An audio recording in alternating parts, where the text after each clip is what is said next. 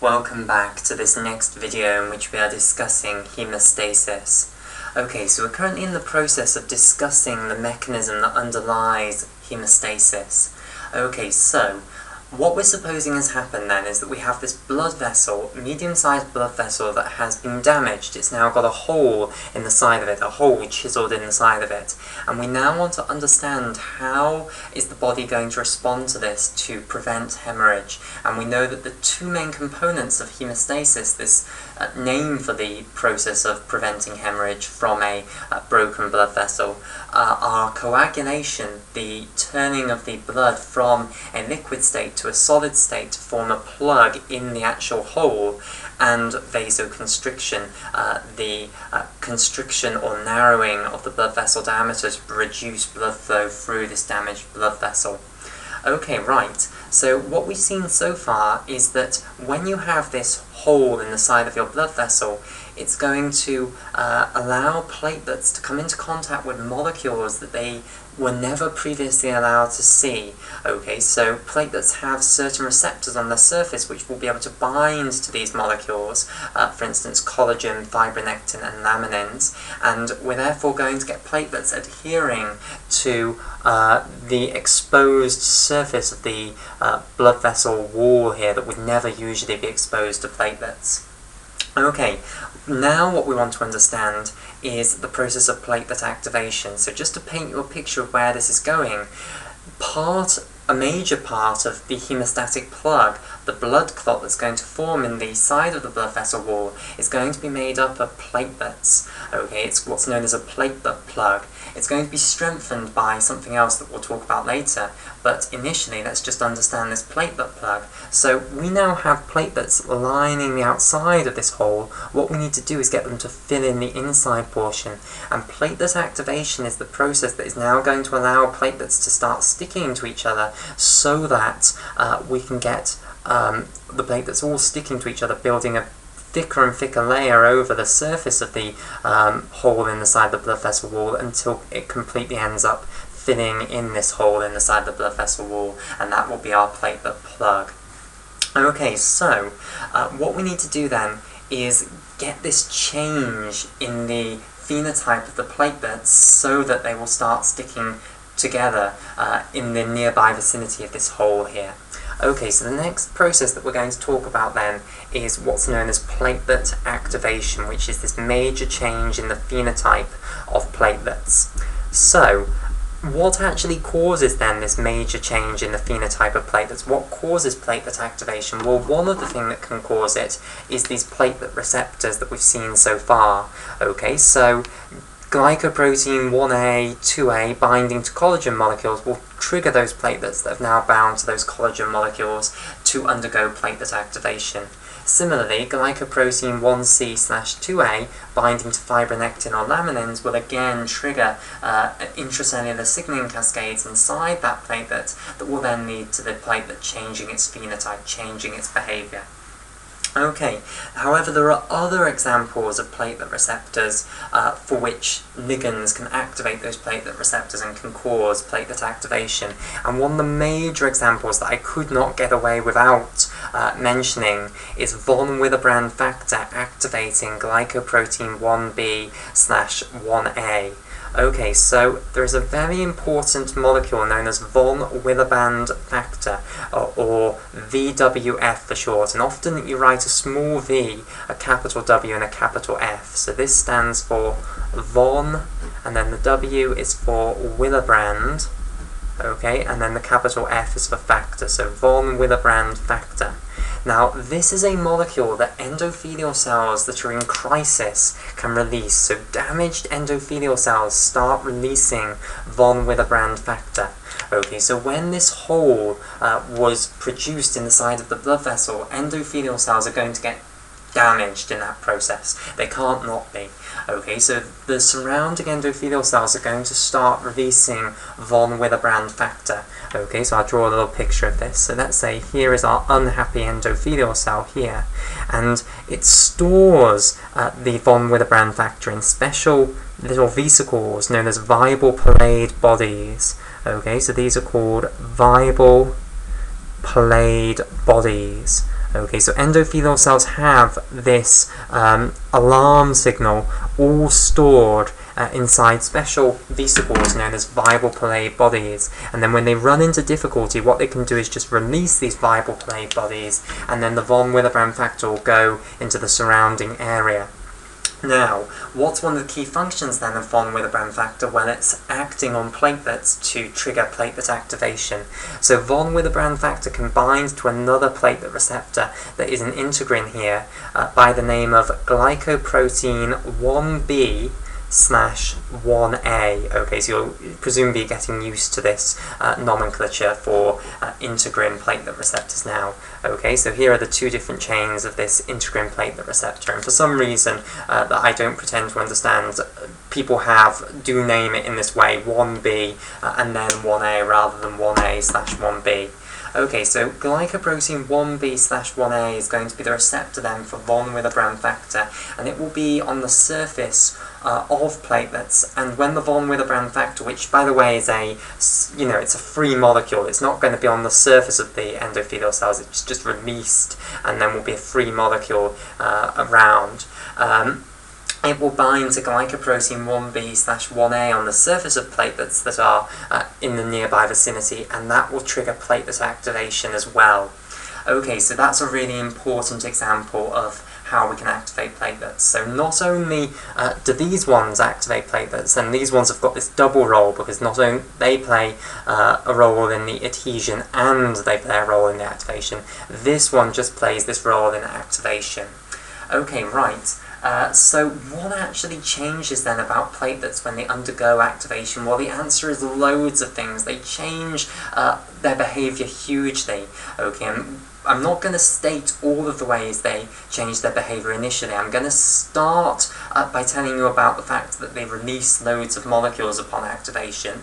Then what I'm going to do is tell you about how they get ready to start aggregating together, and then indeed do aggregate together, so how it triggers a change that then allows them to stick to one another. And then what I'll do later on is mention another part of platelet activation, which we're not going to mention initially, but which is going to be really important for fibrin production, which is the other part of coagulation that we'll come on to later. Okay, so the initial thing that I want to tell you about then is all of the different molecules that platelets start chucking out as soon as they've been activated. Okay, so platelets have two types of granule inside of them. Okay, so let's say this is a platelet here, zoomed in quite a bit from our previous picture. They have stores of granules or vesicles inside of them, and there are two main types that they have. Okay, one that appears dark when you look down at, when you look at them under an electron microscope, and these are known as the dense granules. So this one that's dark here, that's representing a dense granule here, and then lighter ones which are called alpha granules. Okay, so these are the two main types of granules then that platelets have. Okay, and both of these granules are going to be released as soon as a platelet undergoes activation, and of course therefore all of the molecules inside of these granules are then going to be released out, and we're going to one by one have a look at the different effects of these molecules. Okay, so dense granules, and I should just say, these things contain a huge number of different molecules. If you go onto Wikipedia, you'll find a huge, great long list. I am not going to recite out the entire long list. I'm just going to put the ones that I am later going to justify their, explain what they're actually going to do. I'm not going to put in all the ones that I'm not actually going to explain to you then what they do, because you won't remember it. Okay, so I'm only going to put the ones that I'm going to actually explain to you what they do, but there are other things in these as well. So dense granules, they contain ADP, and that's going to be extremely important. We'll see why in a moment.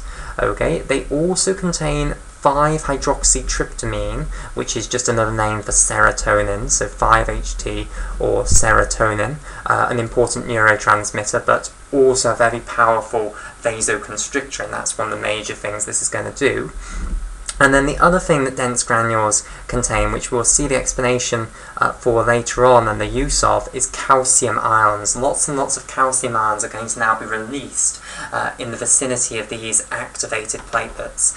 Okay, and you're going to have to wait a while to see the explanation as to what the calcium ions are going to do. We will answer what ADP and serotonin do more imminently. Okay, so alpha granules, what's the major thing they contain then? Well, the major thing that I'm going to tell you about is that they contain more von Willebrand factor. Okay, so there's a feedback loop, a positive feedback loop happening here. The von Willebrand factor released by the endothelial cells activates platelets, and those activated platelets release more von Willebrand factor. Okay, and that's an important theme, that there is this chain reaction that's going to occur, so that we don't just activate a few platelets, we activate every platelet in the nearby vicinity of this hole. Okay, we want all of the platelets to be activated. Okay, so we do need positive feedback, we need a chain reaction here, and von Willebrand factor is going to be key here. The other thing that isn't released by granules, but which these platelets are going to start chucking out, is thromboxane A2, and of course they'll actually produce that. Okay, so TXA2 here, so they don't store thromboxane A2, they will start producing it as soon as they've been activated. So thromboxane and then A2, so TXA2 for short. Okay, so let's now go through the different effects of these molecules. Okay, so firstly, serotonin and thromboxane A2, so 5-HT and thromboxane A2, TXA2. These are both very powerful vasoconstrictors. Okay, these are what are going to trigger the vasoconstriction in the nearby area. Okay, so these are what are responsible for the blood vessel lumen becoming narrower and therefore reducing blood flow through this damaged blood vessel, and of course we know that that's a major part of hemostasis. It's a major part of the physiological reaction to prevent hemorrhage. Okay, so they are going to trigger vasoconstriction. So that's one of the bits answered now. We understand what is going to actually make blood vessels constrict when they have a hole in it. Okay, we've understood now that once you have this hole in the side of the blood vessel wall, you're going to get platelets starting to be activated, okay, because their platelet receptors will come into contact with collagen, fibronectin, laminins. Also the endothelial cells will start releasing this cry for help, von Willebrand factor, which will then activate other platelet receptors, and then the platelets will start releasing vasoconstrictor molecules, molecules that are going to make the blood vessel command the smooth muscle cells to start constricting. Okay, so we now understand why vasoconstriction occurs. That's that mechanism done. Okay, right. Let's talk about the other things that are here then. So thromboxane A2, it's going to have another function as well, so it will come in the second list now. Von Willebrand factor and ADP, I want to tell you what these three are going to do. These are all going to be part of the chain reaction. Okay, by which I mean we want to activate loads of platelets. We don't just want a few platelets activated, we want every platelet in the nearby vicinity activated, and all of these molecules have the potential to go off and activate other platelets. So we understand exactly why von Willebrand factor can do that. It will go and bind to glycoprotein 1b, 1a and trigger other platelets to activate. Thromboxane A2 is also going to have receptors on other platelets, and it can trigger platelet activation. Okay, so it's also part of the chain reaction. And ADP, okay, this molecule that, you know, is extremely important in the energy currency of life, it's also actually in this circumstance going to be a signalling molecule between platelets, and it's going to be involved in this chain reaction. Activated platelets release it, and it goes off and activates more platelets. Okay, and I'm actually going to give you the name of the ADP receptor, because later when we come on to discuss anticoagulants, an important drug called clopidogrel, I'll give you the name now, which is an anticoagulant drug, will work by blocking the ADP receptor. So the ADP receptor that's specifically on the surface of platelets is known as the P2Y12 receptor, and that is a G protein coupled receptor. Okay, so P2Y, the P is for purinergic, and then the 2Y12 is just a categorization.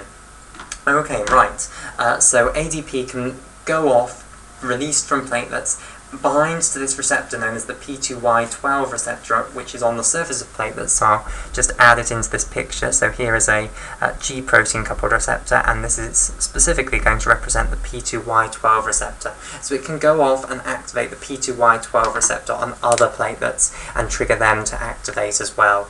Okay, so you're going to get this chain reaction of activation of platelets.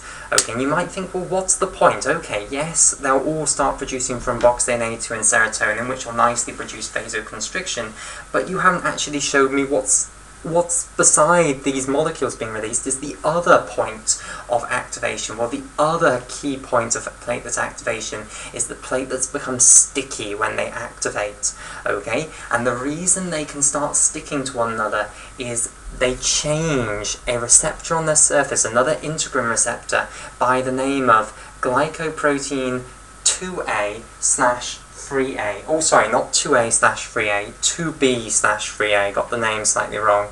Okay, so the next key integrin receptor is going to be glycoprotein 2B/3A.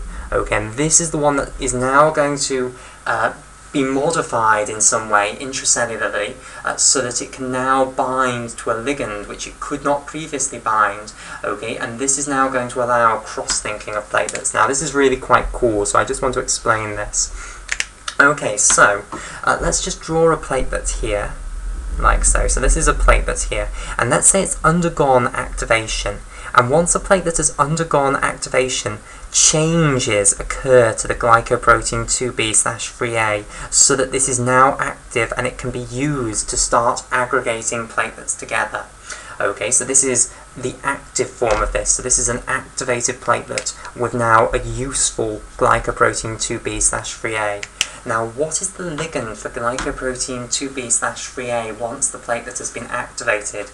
Well, the ligand is a molecule called fibrinogen, a molecule which we will see again later. So this has a double use, and it doesn't have a double N, it has a double use. Fibrinogen here, okay, which also has the name factor 1. It is coagulation factor 1, so it is extremely important in the coagulation process, and as we'll see later, it's what fundamentally is converted into fibrin strands, which is the other hugely important part of forming a hemostatic plug.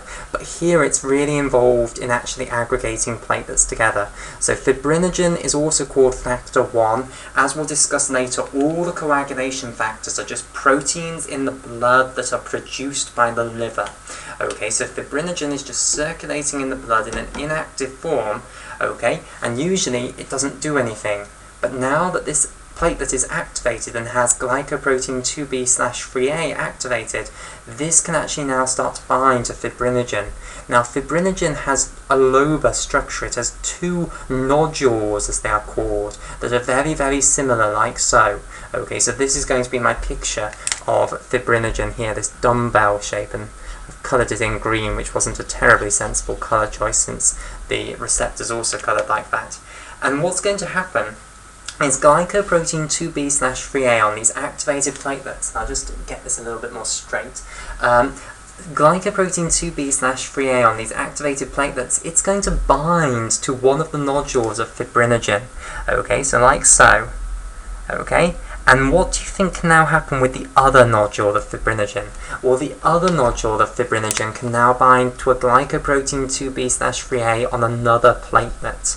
Okay, so I'll show this. I've changed the colour of fibrinogen, and now what we'll have is another activated platelet here, like so.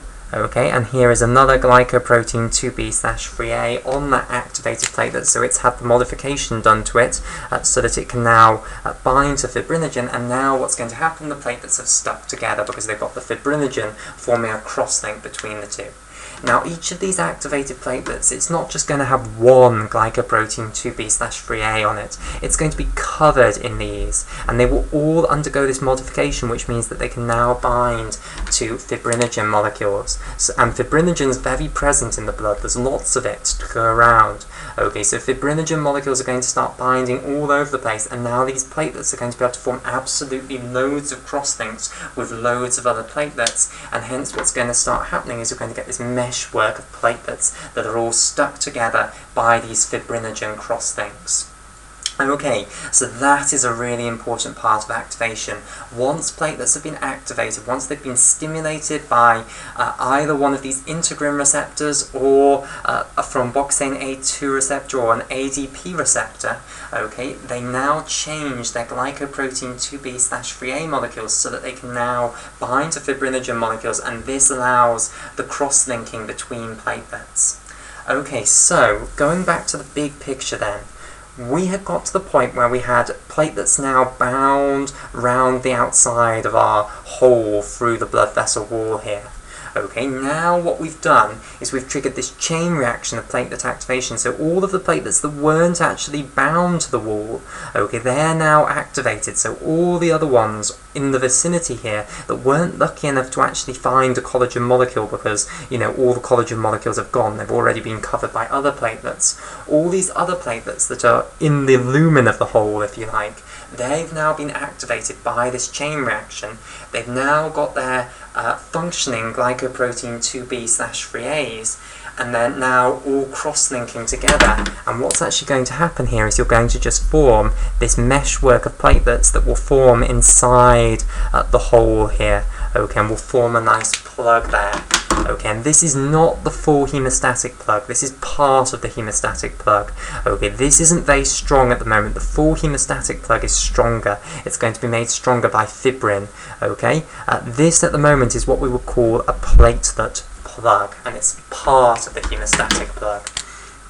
Okay, so that's the first portion then of the coagulation process, involving the formation of these platelet plugs by the activation and then aggregation of platelets. Okay, and by the way, one more piece of terminology here. We have platelet adhesion as the first step, we then have platelet activation as our second step.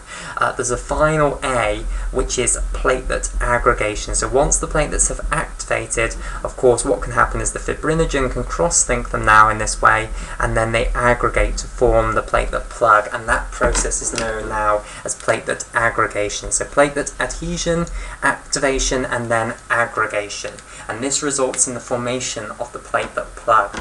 Now, as I say, this platelet plug that we've got now plugging in the side of our blood vessel here, it's not particularly strong. To make it stronger, what has to happen in tandem with this process, okay, so it wouldn't really happen afterwards, it would happen in tandem with it, is you have to produce a spider's meshwork, a meshwork that is going to surround and get in between all of the platelets and tangle them all together, okay, a meshwork of fibrin molecules, okay, and that's what we're going to focus on from now on, talking about how we actually generate this meshwork, this fibrous meshwork that's going to pull and tie all of the platelets together and hold this together and make the full hemostatic plug, which is much stronger than just a platelet plug.